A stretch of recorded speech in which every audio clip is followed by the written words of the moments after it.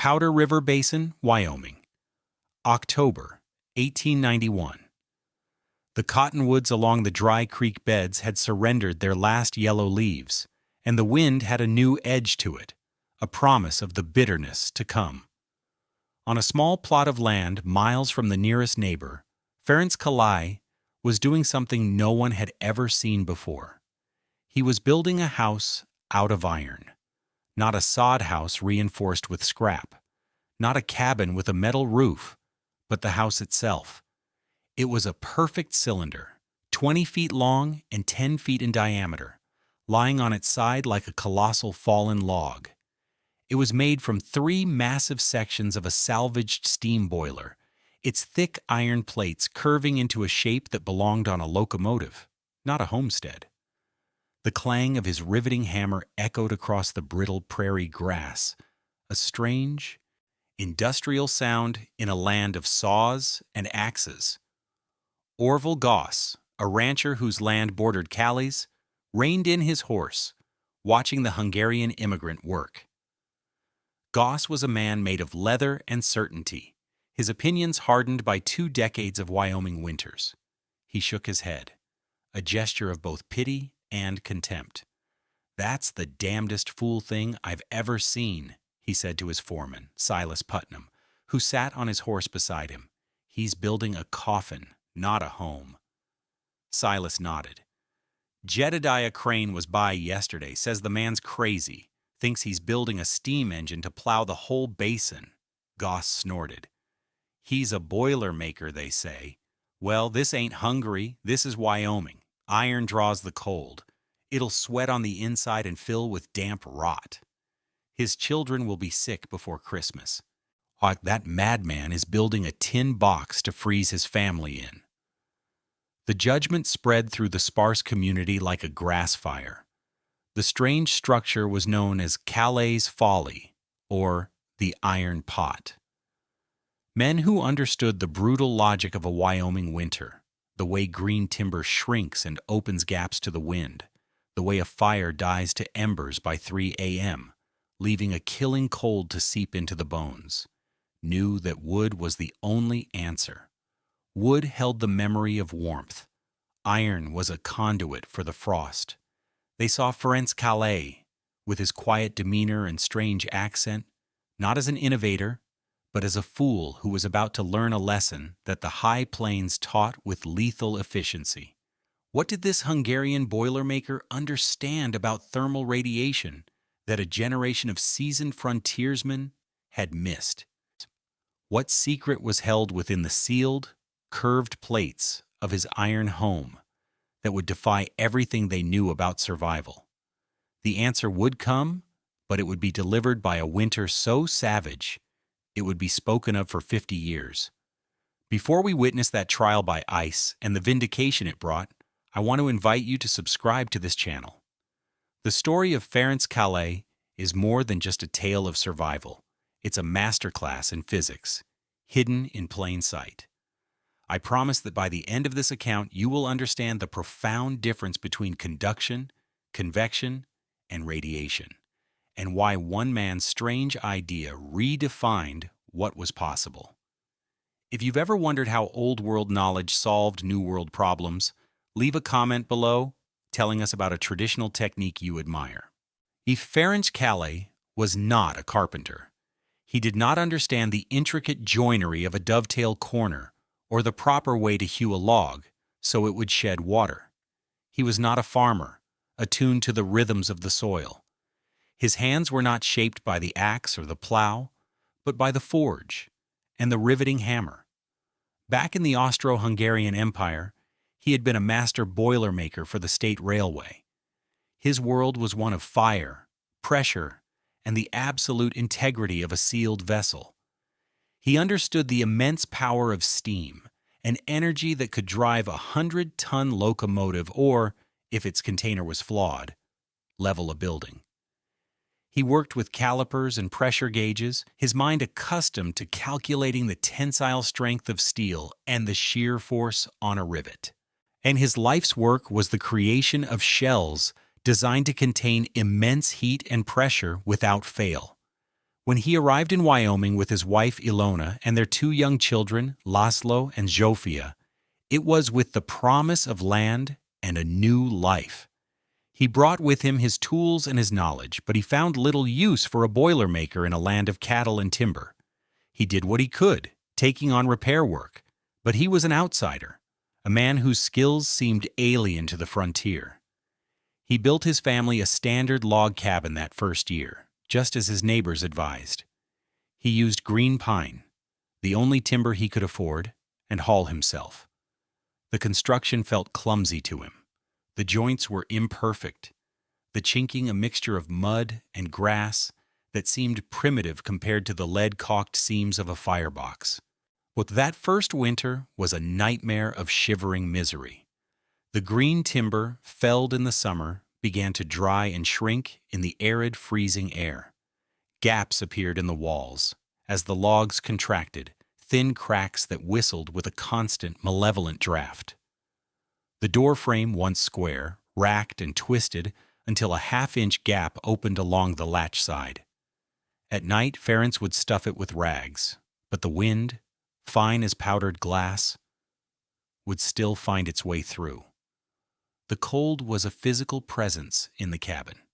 Ilona kept a pot of water on the stove, not for tea, but so its steam would add a little moisture to the painfully dry air. Yet the windows remained coated in a thick, opaque layer of interior frost. The real trial began after midnight. The stove, no matter how much wood they fed it, could not keep up with the heat loss. By 3 a.m., the fire would burn down to a bed of dying embers. The temperature inside the cabin would plummet, matching the single-digit temperatures outside. The family slept in their coats, huddled together under every blanket they owned. Little Zsófia developed a persistent, rattling cough that terrified Ferencz and Ilona. They were losing. The house was not a shelter, it was a sieve, and the warmth was draining out as fast as they could create it. Ferencz Kállay, the man who built vessels to hold 200 pounds of steam pressure per square inch, had built a home that couldn't even hold a whisper of warmth. The failure was personal, professional, and profound. The problem wasn't the cold. The problem was the container. His neighbors faced the same struggle, but they saw it as the natural order of things. Orville Goss burned through 20 cords of wood each winter, his two large stone fireplaces roaring day and night. Still, his wife complained that the floor was so cold it made her ankles ache, and they draped heavy quilts over the doorways to their sleeping quarters. The issue was universal in the Powder River Basin.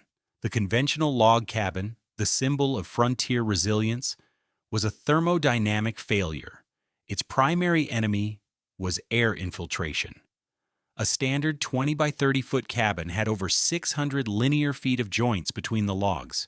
Even with the best chinking, the shrinkage of green wood created thousands of tiny gaps. These gaps allowed for massive air exchange. Cold, dense exterior air would push its way in through low cracks, while the precious, warm, buoyant air from the stove would escape through high cracks. It was a constant, an invisible cycle of loss. On a windy day, the entire volume of air inside a cabin could be replaced every 20 to 30 minutes. This meant the stove wasn't just heating the cabin, it was attempting to heat the entire state of Wyoming, 1 cubic foot at a time. Furthermore, wood is an insulator, not a conductor. The heat from the stove warmed the air around it through convection, and this warm air would rise to the ceiling, where it would quickly leak out. The walls themselves, just a few feet from the fire, remained cold to the touch.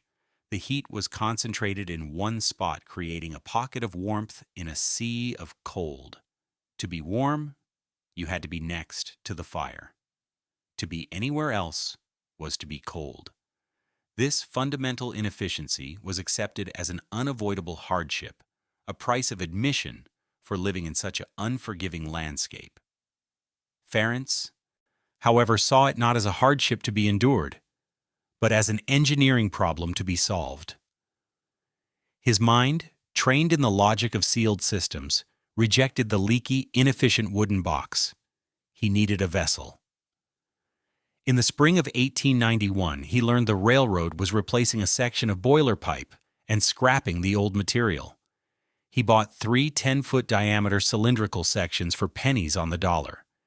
He spent the summer hauling them to his property on a borrowed wagon, a Herculean task that only reinforced his neighbor's belief that he was mad.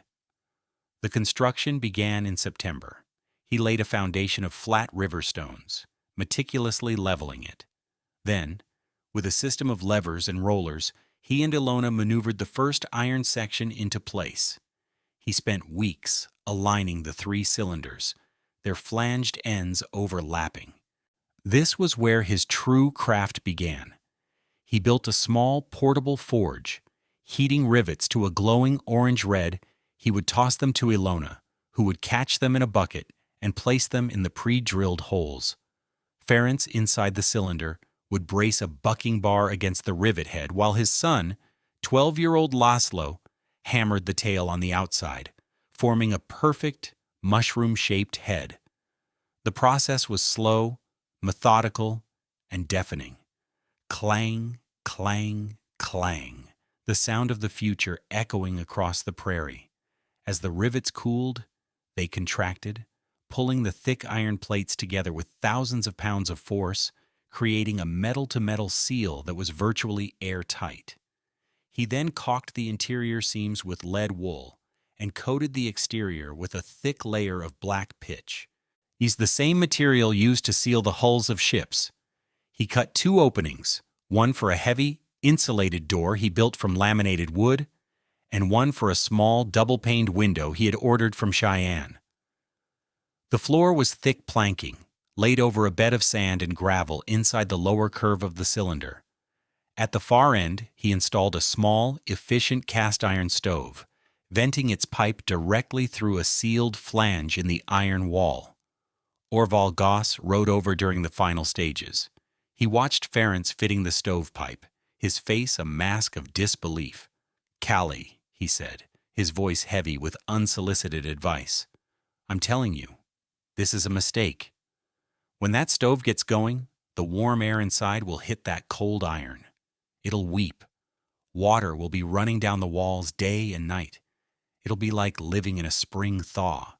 You'll sicken in that tin box from the damp." It was the most technical objection anyone had raised, and it was a valid one. Condensation, the sweat Goss described, was a real danger. Ferencz paused, wiping his hands on a rag. He looked at the rancher, his eyes calm. He didn't argue, he didn't defend. He simply said, "The iron will not be cold." He then turned and went back to his work. The mockery lasted for a season. The validation would last a lifetime. To understand why Ferencz was so confident, one must understand the physics he knew in his bones. A traditional cabin is warmed primarily by convection. The stove heats the air, and the air circulates. But Ferencz's design relied on a much more powerful and efficient form of heat transfer: thermal radiation. Everything with a temperature above absolute zero emits thermal radiation, which is electromagnetic energy, mostly in the infrared spectrum. It's the heat you feel from the embers of a fire, even when the air between you and the fire is cold. Ferencz's stove did 2 things. Yes, it heated the air in the cylinder via convection, but more importantly, it radiated heat in all directions. The interior surface of the iron shell absorbed this radiant energy directly. Iron is a superb conductor of heat. Unlike wood, which resists heat transfer, the iron welcomed it. The heat absorbed from the stove quickly spread throughout the entire metal structure. The floor, the walls, the ceiling, the entire 600-square-foot surface of the cylinder became one single, massive, low-temperature radiator. The iron shell, warmed to 75 or 80 degrees Fahrenheit, then radiated that gentle, even heat back into the living space. Anyone and anything inside the cylinder was constantly bathed in this mild infrared energy. It didn't just heat the air. It warmed the furniture, the bedding, the people themselves. It was the difference between standing next to a single hot bonfire and standing in the center of a room where every wall is a warm, gentle sun. This addressed Orville Goss's concern about condensation. Condensation forms when warm, moist air comes into contact with a surface that is below the dew point temperature. In a log cabin, the interior walls could easily be 30 degrees, causing moisture from breathing or cooking to freeze on them instantly. But in Ferencz's design, the interior wall was the source of heat itself. Because the iron shell was kept warm by the stove's radiation, its surface temperature never dropped to the dew point.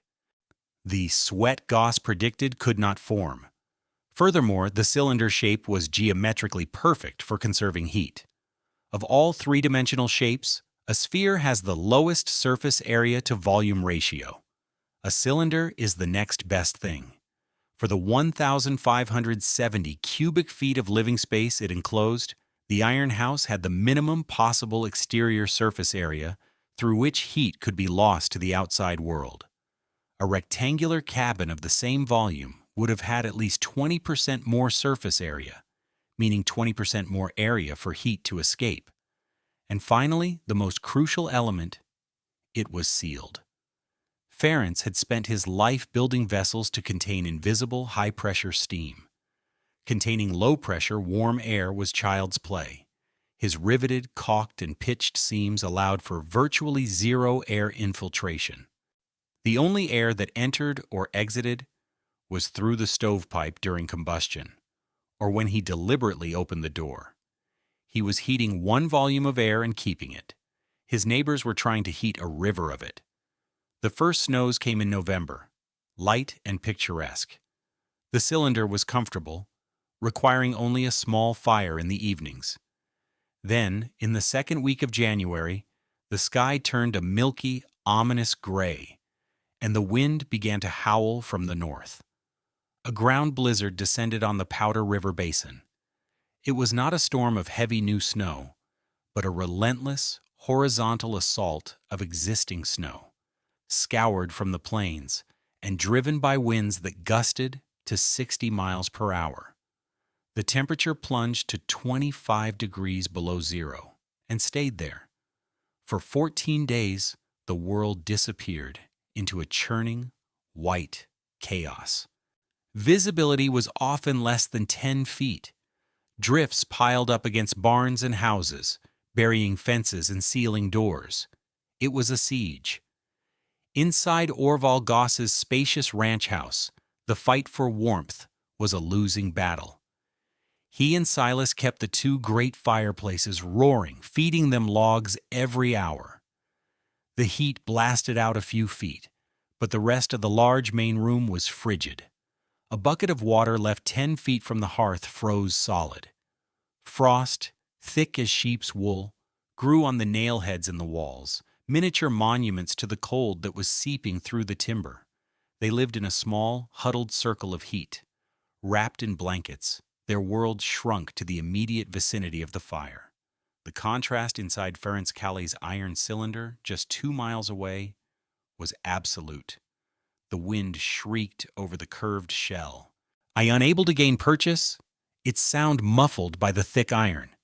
Inside it was quiet. The small stove glowed with a modest fire, consuming a fraction of the wood Goss was burning. The air was warm. Not hot, not stuffy, but uniformly, pleasantly warm. Ilona sat at her small table near the window, mending a shirt by the gray daylight, her fingers nimble and warm. The children, Laszlo and Zsofia, were not huddled by the fire. They were playing a game with carved wooden animals on a blanket spread across the wooden floor in the center of the room. The air smelled faintly of the bread Ilona had baked that morning. The temperature inside held steady at 68 degrees. It was a small bubble of domestic normalcy protected from the Arctic fury outside by a thin, curved wall of iron and one man's understanding of physics. On the 9th day of the blizzard, Orville Goss faced a crisis. He needed to check on a herd of pregnant heifers in a north pasture, worried they had not found shelter. The journey was perilous, but the potential loss was too great. He and Silas saddled their hardiest horses and rode out into the blinding white. They found the cattle huddled in a ravine, alive but miserable. On the way back, the storm worsened. The wind drove the snow with such force it felt like sandblasting. Goss's horse, struggling through a hidden drift, stumbled and came up lame, its front leg buckling. He was still a mile from his own ranch, disoriented in the whiteout. He knew, with a sudden, cold certainty, that he was in mortal danger. A man on foot, in these conditions, would not last an hour. Then, through a momentary lull in the blowing snow, he saw a dark, curved shape. Kállay's Folly. It was the closest shelter. Leading the limping horse, he fought his way toward it, the beast groaning with every step. He reached the cylinder and pressed himself against it, hoping to use it as a windbreak while he decided what to do. He braced for the brutal, life-sucking cold of wind-chilled iron. He felt a deep, steady, impossible warmth. It radiated through his heavy coat, a gentle heat that felt like a midsummer sun. He stared at the dark metal in disbelief. He pulled off his thick glove and placed his bare palm flat against the iron. It was warm. Not hot, just warm. All around him the wind was a physical blow, the temperature a killing frost. And yet this wall was a source of life. He looked down. Around the base of the cylinder, where the iron met the snow, there was a narrow, melted gap. The snow that hit the shell did not stick. It vanished on contact. Every other surface in the world was buried in white, but this iron pot was shrugging it off. The gulf between what he knew and what he was feeling was too vast to cross. His certainty, built over 20 years, shattered in an instant of tactile proof. He stumbled to the door and banged on it with his frozen fist. The door swung open, and Ferencz Kállay stood there, silhouetted against a calm, warm light. The air that flowed out of the cylinder was like a breath from another season. Goss, his face rimmed with ice, his beard frozen solid, could only stare past him at the impossible scene within. The children playing, the woman sewing, the quiet peace. "My horse," Goss stammered, the words catching in his frozen throat. "It's lame." "The storm." "Bring it to the lean-to," Ferencz said, his voice calm. "Come inside, both of you." Later, sitting at the small table with a mug of hot coffee warming his hands, the roar of the blizzard reduced to a distant hum, Orville Goss looked around the small space. He saw no signs of hardship, no frost on the walls, no huddling, no desperate feeding of the fire. He looked at the Hungarian boilermaker, a man he had openly mocked as a fool.